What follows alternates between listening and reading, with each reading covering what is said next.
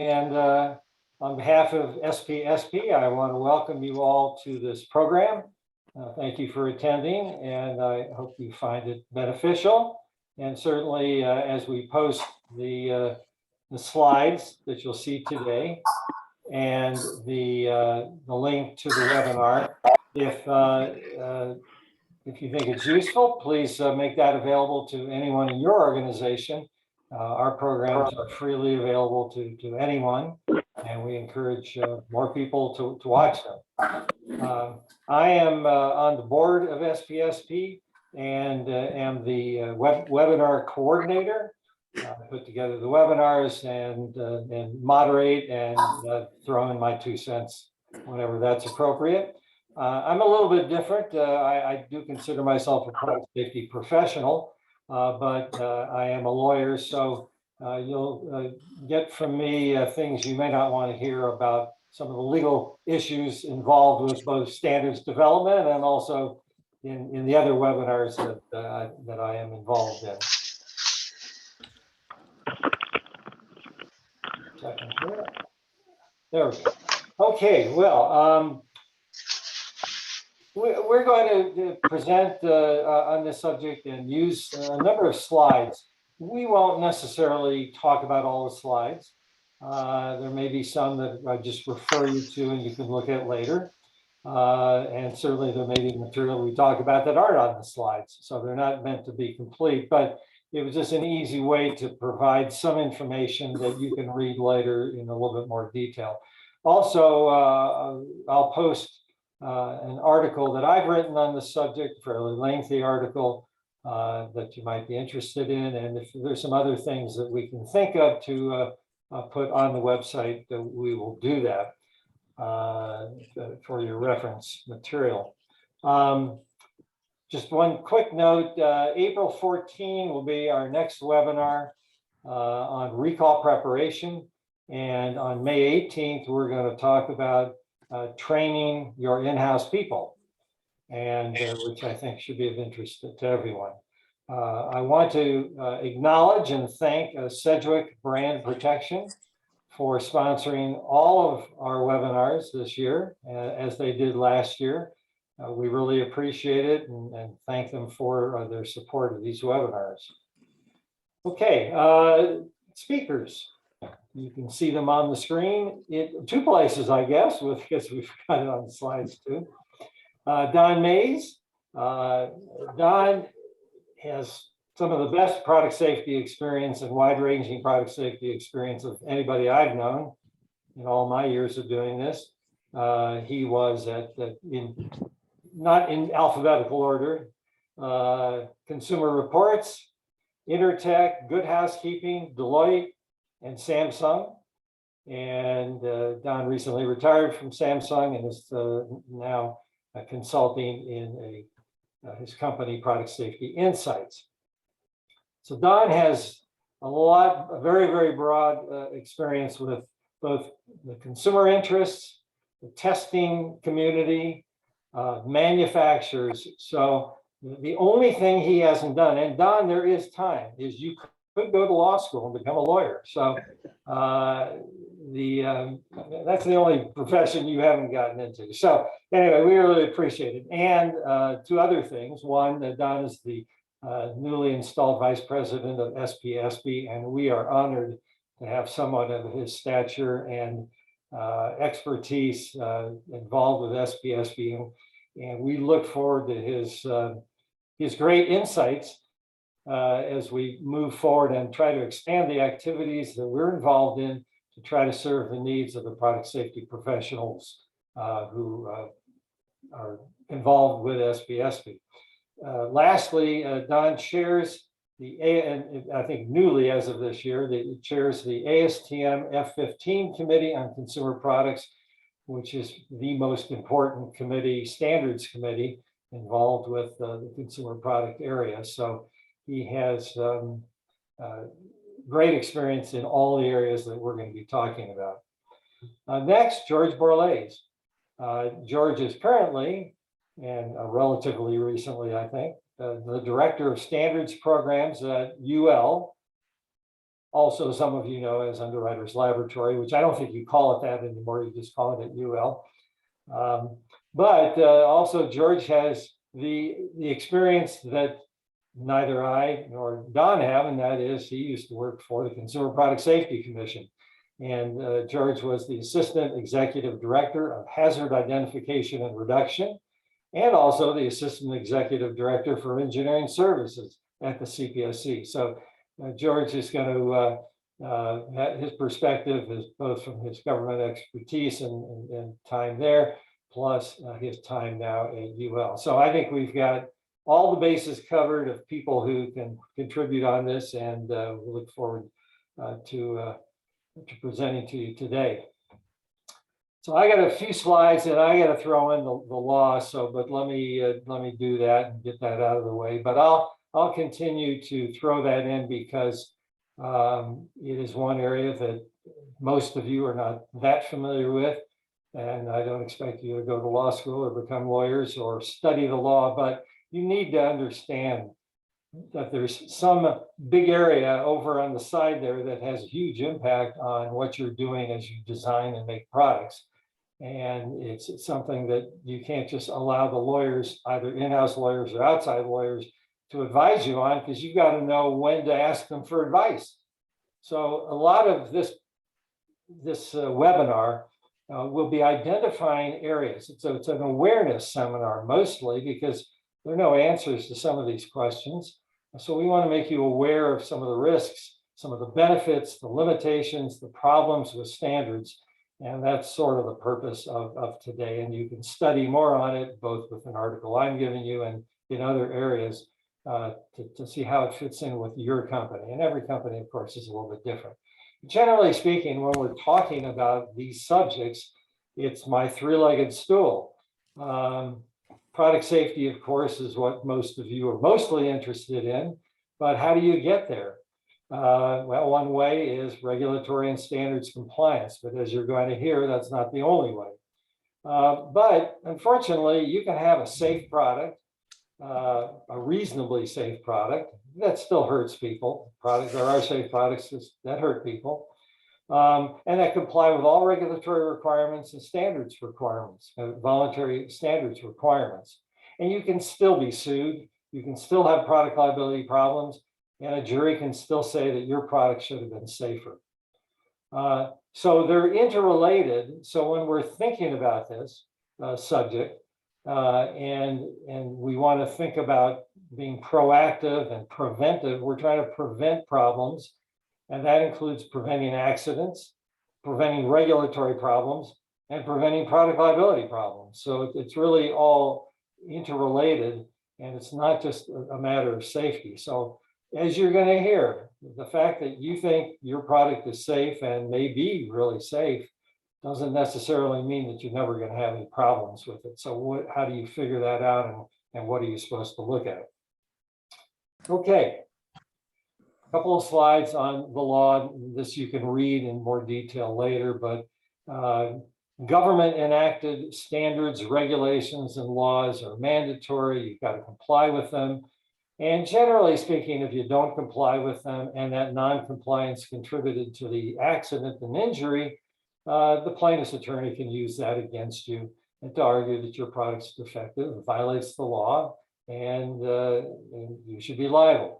So certainly any mandatory requirements must be identified, must be analyzed, and you either have to comply with them or exceed them, or have a really good reason why you don't have to comply with them. Maybe they're not applicable or whatever to your particular product. Now, unfortunately, on the flip side, it doesn't help you as much as you would like, because if you comply with government enacted mandatory requirements, it's not a defense in a product liability case. The jury might say that you should have exceeded the laws, regulations, and standards. And unfortunately, it happens. Not frequently, but juries are allowed to basically redesign your product, analyze the government requirements, and say that you should have done better. You should have exceeded the government requirements.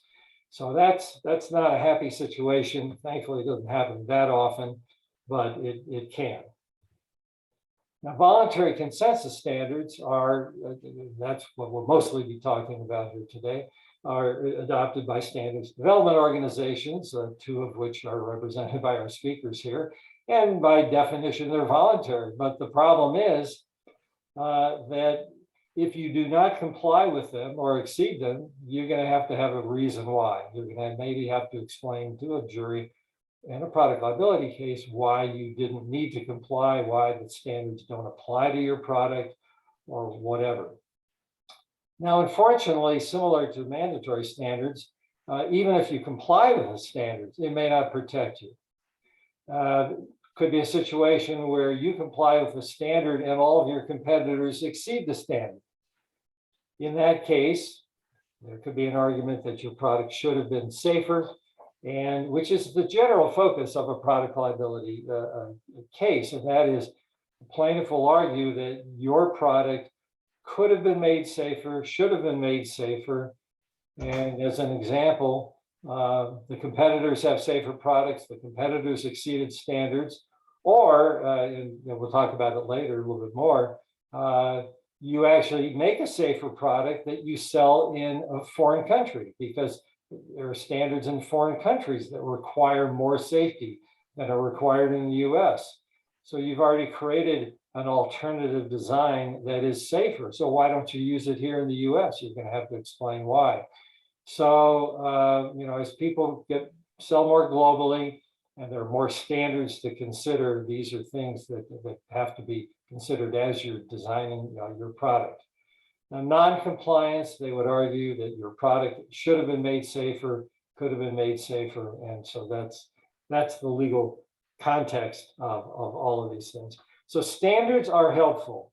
Standards are beneficial. We're going to talk about that first. But there are some limitations to the benefits and some potential problems that, again, we want you to be aware of so that you can consider those as you're deciding how safe to make your product. Okay, with that, let me turn it over to Don, who's going to talk about the ASTM standards. Well, thanks, Ken. I think most of you have probably heard of ASTM International. If not, I'll give you a little rundown of who we are. ASTM has published over 12,800 consensus-based standards, a wide range of products. They have 30,000 volunteer members who help to develop those standards. Those standards help to support fair global trading and sort of level the playing field. And they help ensure the safety, quality, and reliability of the products and types of things that they cover. The standards include things like standards for water, standards for petroleum products, which was one of the first activities I got involved with ASTM. Things like amusement rides, autonomous vehicles, and now even cannabis. They're writing standards for cannabis. But consumer products is the thing that we'll focus on today. So ASTM F15 is the committee that oversees many different types of consumer products. And it was established in 1973 at the request of the CPSC, which was just formed actually a year earlier. Currently, ASTM F15 covers 106 consensus-based standards. We have 63 subcommittees, and we have about 10,000 volunteer members, 10,000 plus volunteer members of those F15 committees. And these standards, they're wide-ranging, but they include things like toys and juvenile products, lighters, utility lighters, scooters, and even furniture safety. Now, some of these subcommittees are very, very large. There are a lot of participants. For example, in the Toy Safety Committee, there'll be a lot of participants. And the Furniture Safety Committee, when I first joined that subcommittee back probably more than 15 years ago, you could get about 12 people at the table. Currently, there are 214 members of the Furniture Safety Committee. And one of the reasons for that is because there's pending legislation that may reference the ASTM standard and make essentially the ASTM standard mandatory. And so there's a lot of interest from the industry to get involved with that standard development process. But you can compare that to something like auditorium seating, where you don't see a lot of people signing up to join those subcommittees. And as I mentioned, there are some ASTM standards that are incorporated by reference in CPSC regulations. We'll talk about that a little bit later in something called the CPSC's 104 rule. Advance the next slide. Oops. Just a second. So the way that the process works is that a lot of times ASTM standards are developed as a reaction. We understand that there's a problem with a consumer product out there, perhaps a potential safety problem, and then we'll develop a standard around that to address that problem in the future. What we're trying to do is try to become more proactive. As we see a new type of product come to the marketplace, we try to identify some potential hazards without necessarily doing a risk assessment, but try to understand what the potential risks could be and then develop a standard around that to help, number one, help level the playing field for manufacturers, but also try to address any potential safety issues. These are very open processes. Anybody can participate in an ASTM standards committee. They are consensus-based, meaning you have to come to an agreement at the table with the voting interests. But we strive for balance, and that's one thing that I think is critically important in making these standards effective. The producers, the people who actually manufacture those products in number, cannot outweigh the users, the consumers, and the general interest. Now, to give you definitions here, a user might be somebody like a laboratory, or somebody might be doing certification to a standard. They use that standard for a particular purpose. Consumers could be individual consumers. They could be consumer advocacy groups. In many cases, in some of the ASTM F15 committees, we get consumers that are actually victims, where they perhaps have lost a child due to a safety issue with a particular product covered by one of the standards. And then general interest could be people like Ken, for example, an attorney that has an interest in participating in that standard development process. But again, the balance here is critically important, but only one person from each voting interest has a vote. So if Acme Widgets has 5 members participating in the committee, only one of those 5 can actually get a vote. But all members can vote. And all negatives that come from a ballot have to be addressed. Now they're addressed in 2 ways, is that the committee can decide that a negative ballot could be non-persuasive, meaning it doesn't have, let's say, technical validity, or it can perhaps be withdrawn by the person who has submitted that ballot. Or in fact, it might be voted that it is persuasive, in which case that standard would then go back to committee to address those concerns from that negative ballot. Great. Next slide, we talk about UL now. Okay, George, you got to unmute. Yeah, there you go. Thanks. Don't worry, I appreciate the reminder. So hello, everybody. Good morning, good afternoon, good evening. Thank you for joining us today. Thanks again to Sedgwick Brand Protection for sponsoring today. Ken, thank you very much for the invite. And Don, appreciate you sharing the stage with me. I never miss an opportunity to be able to follow you, so I know what to say. But great to really appreciate being here today. So I'm just going to talk briefly about Underwriters Laboratories and UL standards, specifically within Underwriters Laboratories, and we'll talk about the difference between UL and UL in a couple slides. But I'm talking specifically today about the standards writing and the standard UL standards serving as a standards development organization. So the company itself, as you all know it, Underwriters Laboratories, started with the Chicago World's Fair, and they were introducing electricity into the Chicago World's Fair. And so the insurance underwriters got together and said, well, how do we test this? Because we would like the World's Fair to be there in the morning once we all leave at night. And because the risk of fire from electricity was so great. So that was the beginning of Underwriters Laboratories. From a standards development perspective, our first standard, which actually is still in existence, was tin-clad fire doors. So that was the UL 10. was the first standard that was published by UL Standards. And one thing I do want to highlight in terms of services we provide is that we do have, for all of our standards, the ability to view for free any one of our standards through the shopulstandards.com site. If you create an account, you can use a on-screen viewer to view and read any one of our standards. You can then go in and purchase it if you want to, but just wanted to mention that that is a service that we provide. And then as you look at the scope of UL standards, admittedly, a lot of what we focus on is the fire, electrical, batteries, etc. And some of that is because when we talk about standards development organizations, it's really a collaborative approach, not a competitive approach. Working with ASTM, for example, on cannabis and developing cannabis standards for Canada after they had nationalized marijuana in Canada. There was a lot of work between ASTM and Underwriters Laboratories on kind of swim lanes, if you will, because we wanted to make sure that there was a full suite of cannabis standards written, but we didn't want to be competing with respect to the scope of any one of the standards. Next slide, please. So the process for UL standards in terms of this looks very similar to ASTM's, and that's on purpose because a lot of it is based on developing a voluntary consensus document.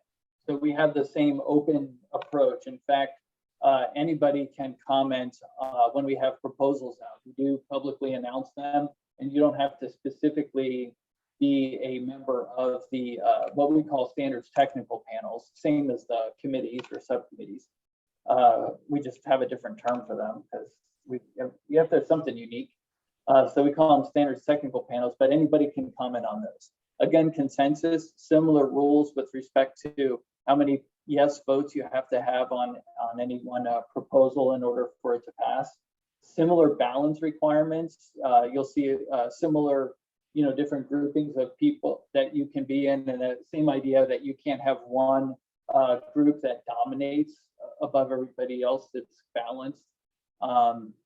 And the one other thing I do want to stress on this is sometimes, we might get lazy and say ASTM wrote this standard or Underwriters Laboratories wrote this standard, but I'm not sitting there writing a standard and Don's not sitting there writing the standard. When ASTM publishes a standard, that is the work product of the committee, and I'll say for Underwriters Laboratories, that is the work of the standards technical panel. And I think that's very important because don't want to ever lose sight of the fact that the standards are developed by the committee, the subcommittee, the standards technical person, not by one person that's got their thumb on the scale. So next slide. Well, I was going to introduce this section here. So we're gonna have Don and George bust some myths that have arisen out of this whole area. But before you do that, let me just ask you a quick question, because on both of the topics you just talked about, does UL develop standards that ASTM does? Does ASTM develop standards? Is there competing standards? Or how do you guys divide up a product so that you actually could have ASTM standards apply and UL standards apply? How does that work? Well, we don't, as George said, we don't really compete, and certainly between ASTM and UL. I would say that sometimes there is some international competition in some of the standards development. Like, for example, the EN 71 standard, which is the European toy standard. I always feel like they're a little bit in competition with ASTM F963, which is the ASTM toy standard. We try to harmonize. I mean, it's important to try to have the same standard apply for a single product that might be sold globally, so that manufacturers don't have to make a product to one standard in one part of the world and another standard in another part of the world. So there is close coordination with other groups to try to make sure that we try our best to try to harmonize with those standards. It's challenging because sometimes it's a not invented here issue that challenges the harmonization process. Yeah, another piece of it is that for different standards development organizations, there's a process for announcing when you're going to create a new standard, especially in the US and Canada. And that is an opportunity to identify conflicts in scopes of new standards that are being proposed so that those can get resolved. And, you know, I will say that also there's a lot of communication that happens between underwriters, laboratories, and other SDOs, either to create MOUs for agreement. We have memorandums of understanding with the American Association of Medical Imaging for like some of the medical imaging standards we have. So there's a bunch of ways that we go about to try and identify conflicts early and try and resolve them, because generally we are trying not to create competing standards. Yeah, and we'll talk about that later on when we talk about inconsistent standards from country to country and what, if anything, you can do about it. Okay, well, let's get into myths. I'll turn it over to George, who's going to handle the first one here. Yeah, so no, and I appreciate that. And I also appreciate trying to describe the distinction and the difference between UL and underwriters laboratories. So one of the myths that came up, not just in the last couple minutes, but also as we were in my experience with UL standards the last 2 years, is that UL writes the standards that they certify products to. And you won't be surprised maybe to hear on the next slide that that's busted. And there's two reasons for that if you go to the next slide. First, it isn't even as much the point I made earlier about UL writing its own standards, but I was trying to be very careful about describing ourselves as underwriters laboratories, and if I used UL standards as the standards development organization. And that is because there's actually two distinct organizations. One is Underwriters Laboratories, which is a nonprofit organization that includes me in it, and that is the standards development organization. Also includes research. We just launched the Underwriters Laboratories Research Institutes, the education and the outreach piece. The other piece of it, which is the for-profit business, is UL LLC. So I'm going to increase my discipline on calling myself Underwriters Laboratories for the rest of the talk today, at least, just to be clear that when you hear Underwriters Laboratories, think nonprofit. If we're talking about UL, that is LLC, the testing, inspection, certification company, and that is the for-profit business side. Yeah, and just to point out one thing here, we're talking standards development and compliance, so that's George is in the right organization. If we want to talk about the testing, inspection, and certification services that UL and other labs, Bureau Veritas, SGS, Intertech, things like that, they provide, we'll do a separate webinar on that because that raises a whole lot of other separate interesting and important issues of compliance and non-compliance and testing, certification, and what do you do if it turns out your product isn't properly certified, for example. But that's a different organization, so we're not going to get into that today. Okay, well, we have another myth. I think, George, you were going to talk about? Yeah. Or is this Don's? I'll take this one. We left on a couple myths. So this second myth, yes, if a product doesn't have a consensus voluntary standard, it must be safe because standards only exist for unsafe products. Next slide. Oops. Busted. Oh, I was like, I hope we give an answer. So, and we kind of cut through all of the work, having Grant and the others, rest in peace, but having everybody go through into this. But I'll just talk to this really quickly. So if a product doesn't have a consensus voluntary standard, there's a number of reasons for that. And the key here is that there's additional homework that's going to have to be done. So I'll list a couple of the main reasons. Is that one, it could be a new product on the market or a product as it is introduced that doesn't really fit the scope of any existing standards. The second is it may not have a standard because even if the product's been around a bit, if there hasn't been interest in developing a standard for that product, it's not going to happen. Kind of back to the discussion earlier about that ASTM International itself doesn't write standards and Underwriters Laboratories doesn't write standards. You know, if there's not the interest of people coming together to write a standard, the standard's not going to get written. So if there's not that kind of societal interest, for lack of a better way to describe it, to write a standard, there won't be a standard for it. And then lastly, if there is the interest in trying to write a standard, but you're not able to achieve consensus, then you may not have a standard for it. And those are probably the more painful efforts in terms of trying to achieve consensus. But that may be another reason why there's a product but not an associated standard beyond just the safety. So, and Don, didn't know if you had any other. Well, yeah, actually, and on your last point, George, there's also sometimes standards are weak, that they don't necessarily address the safety hazard, let's say, that you want to try to address in its entirety. And I'll give you a good example of that. The ASTM furniture safety standard is what they call clothing storage units, has been determined to be just a weak standard. There are still 25 people a year that die from falling furniture and other products. But there has been challenges in trying to get a stronger standard through. And part of it is because the committee has had difficulty reaching consensus.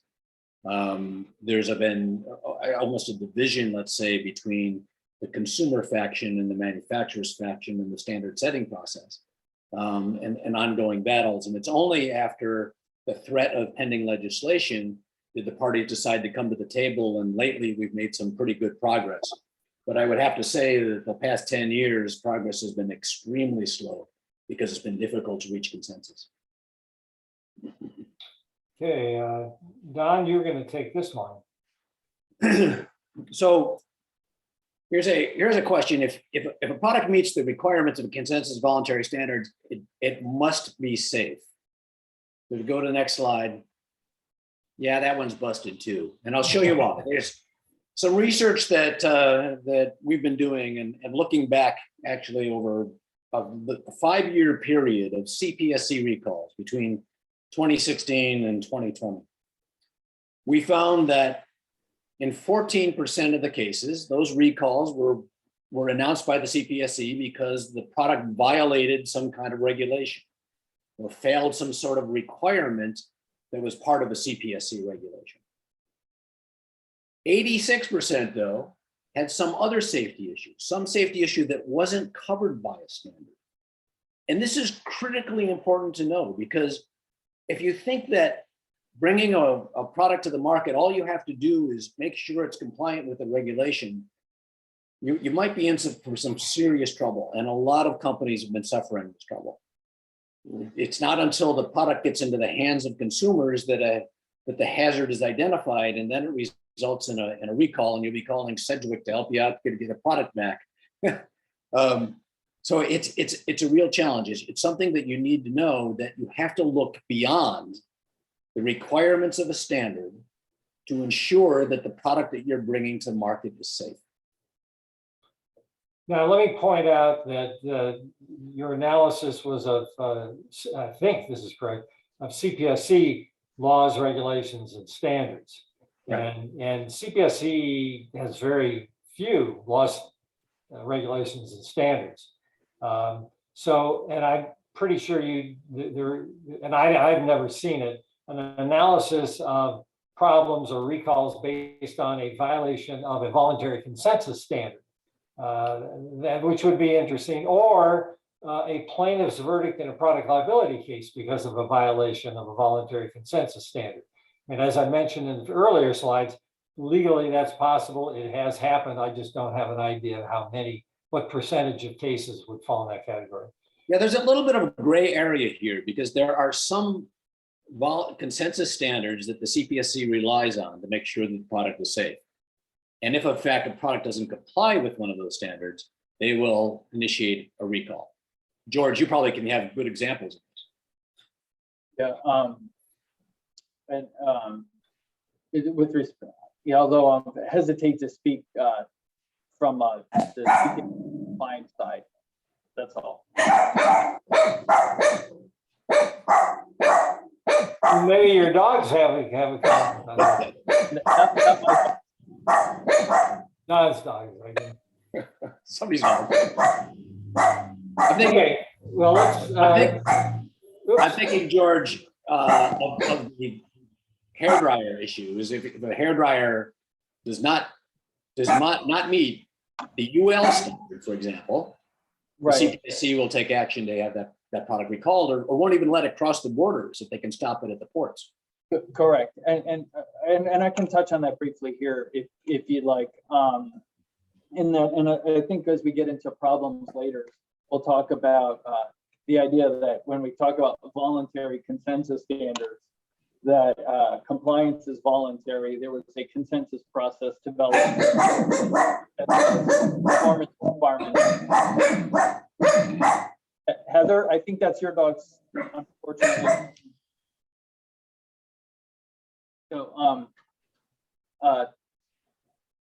So we talk about voluntary consensus. There are some different tools, if you will, in the CPSC toolbox by which they start with a voluntary consensus standard, and they change that voluntary to kind of mandatory so that it becomes a mandatory consensus standard. One of those tools is what's commonly called a 15J rule.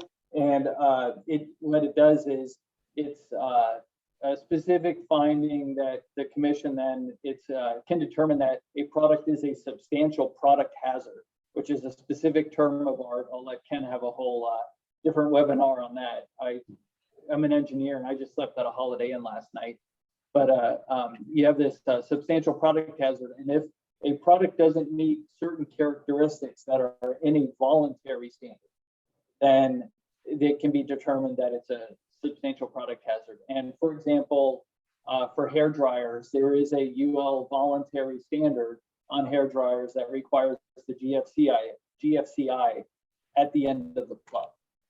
And so the idea is that if you're importing hair dryers, they can stop them at the port, open a container, look at the hair dryer, and just kind of look at the end of the plug and make sure there's a GFCI on it. That is a tool by which a voluntary consensus standard has kind of become, if you would, a mandatory consensus standard.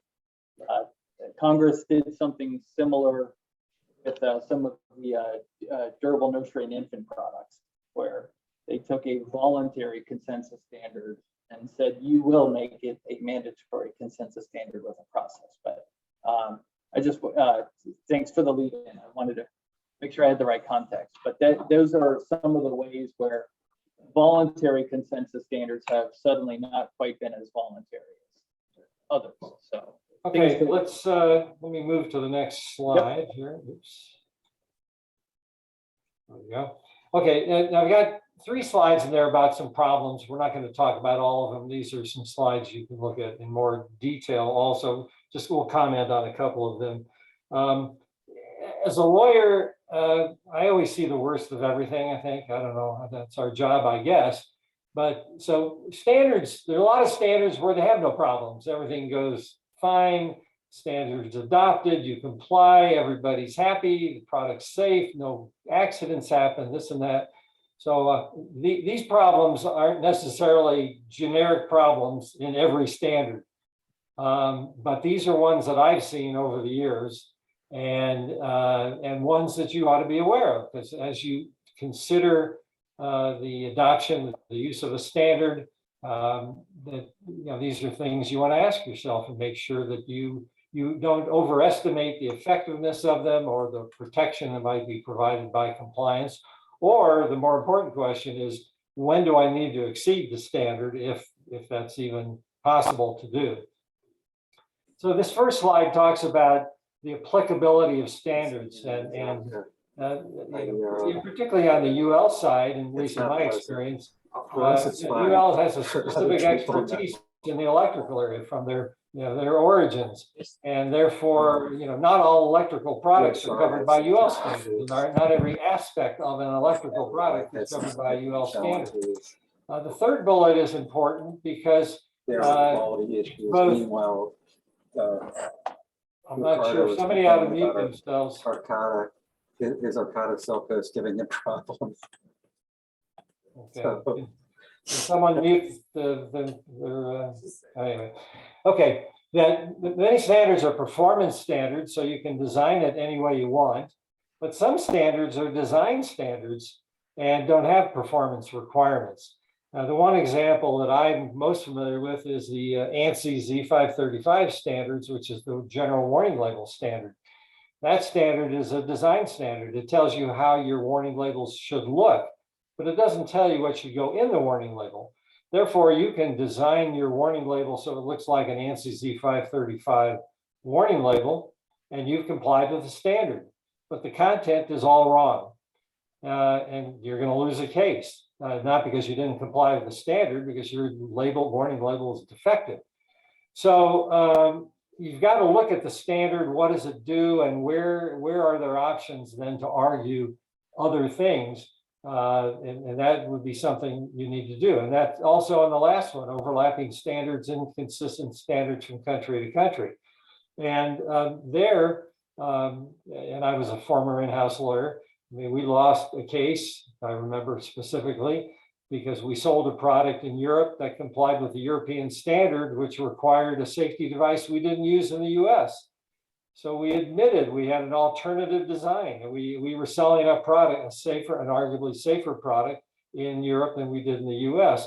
Now, we argued otherwise, but the jury didn't quite understand. We lost the case.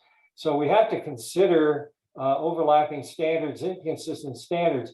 And even if you're not selling internationally, you're selling in that country, you ought to at least be aware generally of the safety that is being developed and designed in products worldwide, because that can be used against you. So a plaintiff can argue that, even though you're not selling in Europe, that the people who sell in Europe have a safety device. Why didn't you develop that? So the technology is available. You could have bought that technology, that safety device, and put it on your product. So understanding safety globally, even if you're not selling globally, I think would be very useful for you to do. Anyway, let's talk about myth 4. Ms. Forrest. And George, I think you can start with this one. I'll take this one. Okay. CPSC regulations require compliance with all ASTM and UL standards. And so we can bust that myth also there, Ken, if you go to the next slide. The problem here is that, why? Okay. Yeah, thanks. And there's a caveat here. No, the CPSC does not make it a requirement that you have to meet all ASTM and UL standards, but we touched on this a little bit before. There are certain ASTM standards that are what we call incorporated by reference into CPSC regulations. When the CPSIA was formed, the Consumer Product Safety Improvement Act in 2008, there was an agreement that certain durable infant products would be incorporated by reference, if in fact the CPSC accepted the ASTM standards. So I think that there are now something like 21 different juvenile products where the ASTM standard has essentially become a requirement by the CPSC. And they get, anytime the ASTM standard is changed, we notify the CPSC and they may accept the change. They have the right to not accept the change. But again, it continues to get updated on every 5-year basis for these durable juvenile products. And George made also the reference to the hairdryer that required this GFCI plug at the end. Again, that is something that is part of what they call the 15J rule, which essentially makes it a requirement. If you don't meet that standard, it's considered to be a substantial product hazard and then recalled as a result. You can move on to the next slide there, Ken.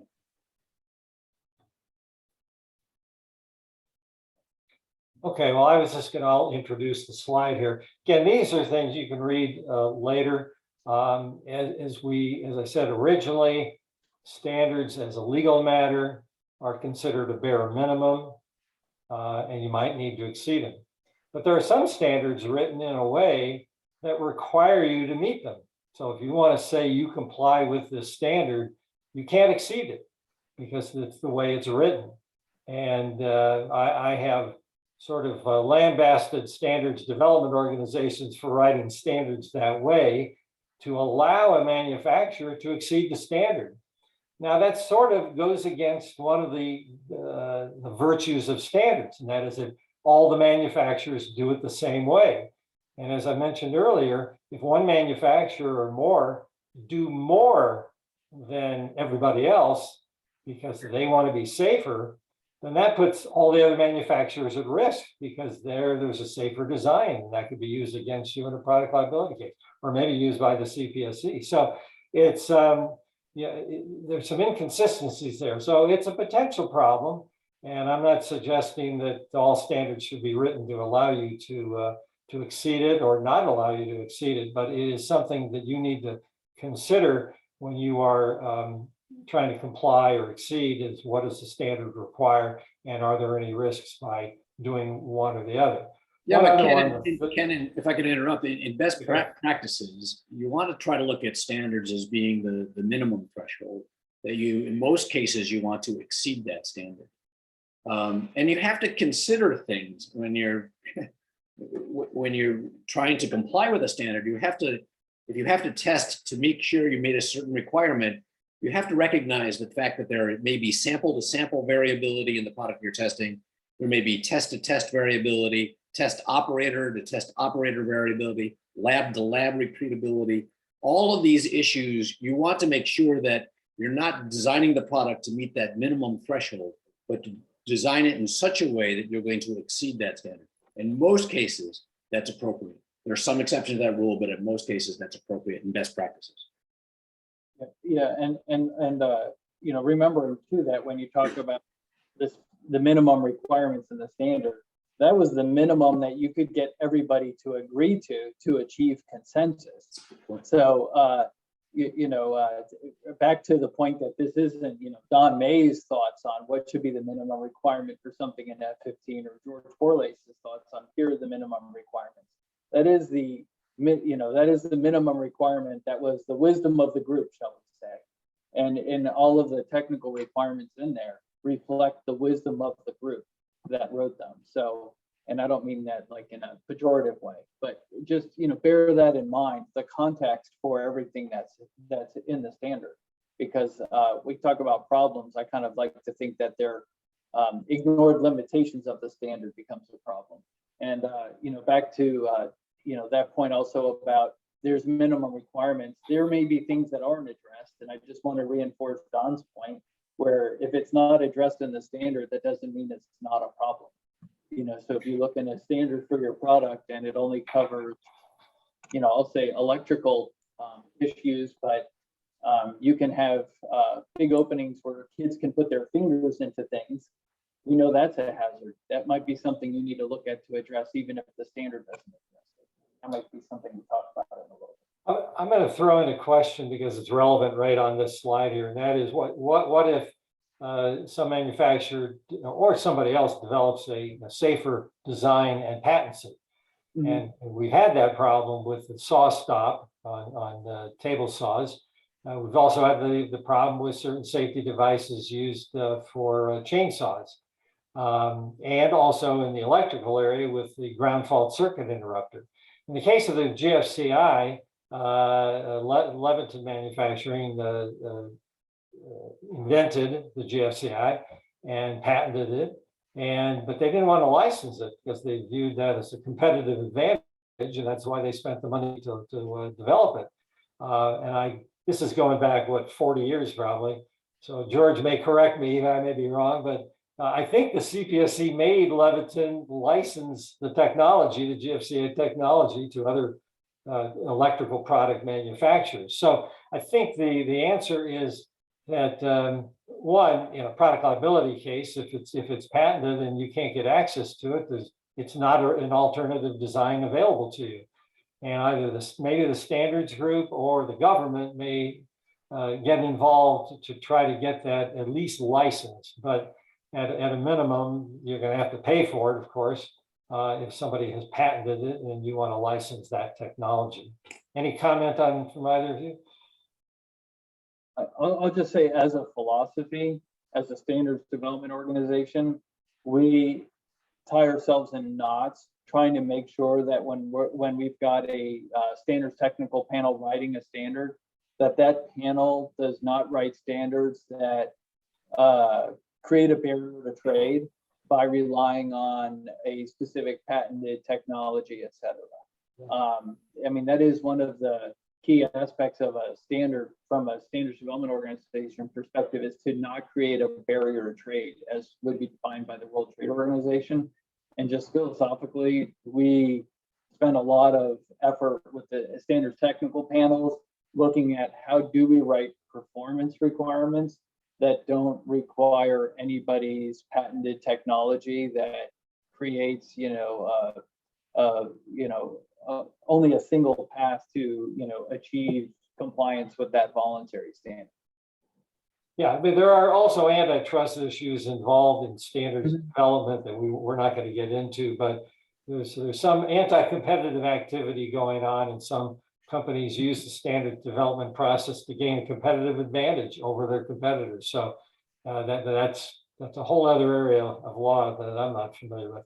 Let me talk about the bullet 3 here, because this one I was fairly amazed at, and that was that some standards, I don't know about many, that may be an overstatement, they make the standard, but these standards groups don't have a big budget to go out and test the technology or what they're developing. They rely on the members to provide technical information to support or not support what's being developed in the standard. And I've seen over the years some requirements that were just basically made up. I mean, it was an educated guess. It wasn't a wild guess, but it was just a guess one way or another, and there was no technical support for it, which had implications for us lawyers, because if we're trying to defend the adequacy of a product that complies with the standard, plaintiff's attorney is going to want to know where that requirement comes from. And when you tell the plaintiff's attorney or a jury that you just made it up, that's a little awkward. So, Don, do you have a story on that? Well, sometimes it comes down to engineering judgment, but quite honestly, I really like to see a rationale written into the standards that explain why a certain threshold has been set where it is. And sometimes it's based on injury data that is provided by the CPSC.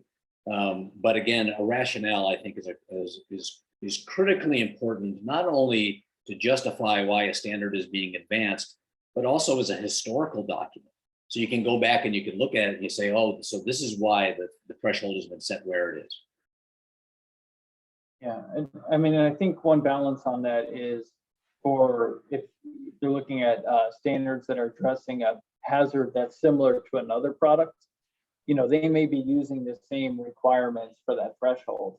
I'll go back to the kids putting their fingers in something example. I don't know that you want to, every time you write a standard, or you want to keep kids from putting their fingers in something, saying, let's pull up the anthropomorphic data, let's run a child test panel to see how many kids put their, how can kids put their finger into something. You can probably rely on the standards that have already been created if it's been shown that there isn't a danger with it in another standard. So, I think there's a balance between, if it's an unknown, being able to go through and do some of the research, but also, looking at what's consistent with best practice. And if it's consistent with best practice, that may be the best you can do. Okay, let's go to the last slide I want to talk about here. Here again, we're talking about some of the problems and limitations, which I don't want to focus so much on the problems, but these are the things you need to be aware of that you wouldn't necessarily be aware of. In a product liability case, all the committee meeting minutes are discoverable. There's nothing confidential about them. They may have business confidential information, but that wouldn't necessarily prevent them from being discovered in a case. They just maybe would be protected. And you can imagine when you, the first meeting, as Don said, you're talking about all the problems. That's why we're developing a standard.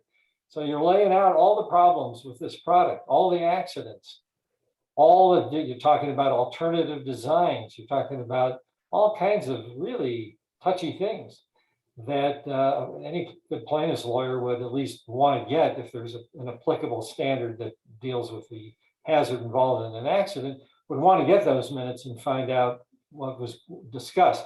Also, they love to see the CPSC being mentioned in there and that they were involved and what did they say and what was their position on this. So there's a lot of very interesting information. There's nothing you can do about it other than be careful what you say personally, but I'm not sure, Don, maybe you can answer this. If the chairman of an ASTM committee, do they think about this at all? Or do they, again, with the ASTM committee, you got consumer groups, and you could have a group of plaintiffs lawyers in that committee for all I know. I mean, is there any thought given to the confidentiality or the sensitivity of what's being discussed? At times there is. It depends on how sensitive the subject is. There have been actually reporters that have walked into some of the ASTM meetings, and that becomes really a concern to a lot of people. Quite frankly, I think it throttles some of the conversation if a reporter shows up. But yeah, I think that most people are aware that information is discoverable. But the unfortunate thing is that we certainly don't want it to throttle conversation and open conversation of people expressing their opinions at these meetings in fear of any kind of retribution. And I'll say on that too, Ken, couple things that I think help, lower the temperature of concern about that and help is one, keeping everything open, and two, recognizing that in the standards development process, we're not writing a standard that's specifically for your make and model. So, we don't expect people to come in that are only looking at, if you're an industry member, looking specifically at only your make and model on it. And I think those are the sorts of things that help, lower some of the concern and make sure that we've got that open conversation we need to be able to, have that group effort on this.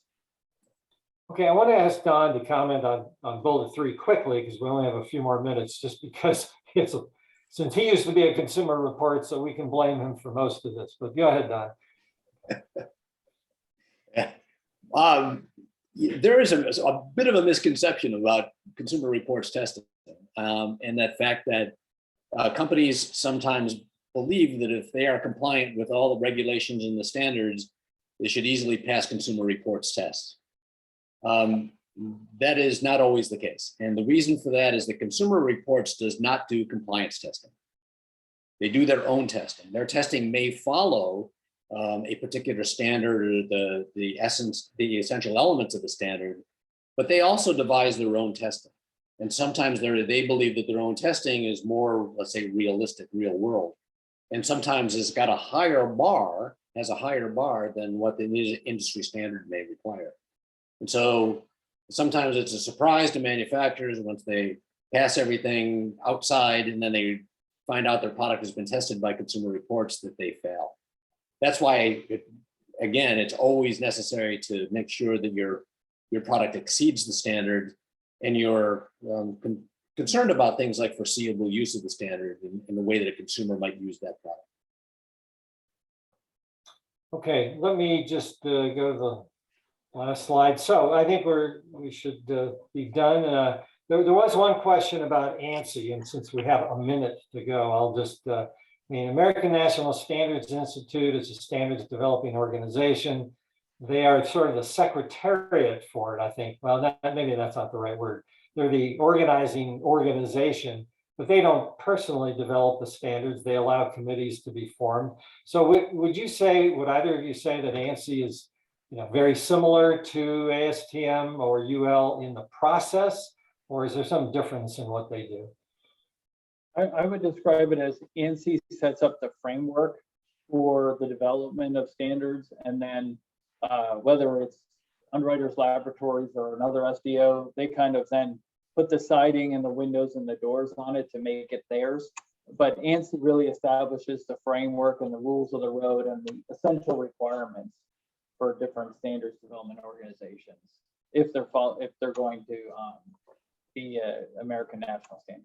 Okay. That's the distinction between Ansi and Underwriters Laboratories, for example. Okay, one other thing that Don said earlier that I'll end on, and that is that the standards groups do not do risk assessment during the standards process. Of course, they think about risk, that's the whole purpose of this, but they're not doing a formalized risk assessment like we've talked about in the past, nor do they document it that way.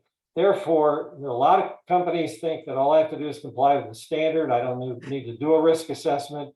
I just comply with the standard and I'm golden. And I hope if you've listened today, you understand that's not necessarily true. It could be true. That's fine and that's good, but it may not be. And it also doesn't negate the possibility that you need to do your own risk assessment to help you figure out whether compliance with the standard is enough or whether you need to exceed it. So I don't want people to think that, that this gets rid of any possible requirement or thought of doing your own risk assessment to help you through the process. So with that, this slide here, it gives our email addresses, or you can email SPSP and we can get you an answer to any remaining questions, and you can see the material, and we appreciate your participation today and listening in, and we thank you all very much. Thank you all. Thank you. Thank you all. Okay, Loudon, I think we're done.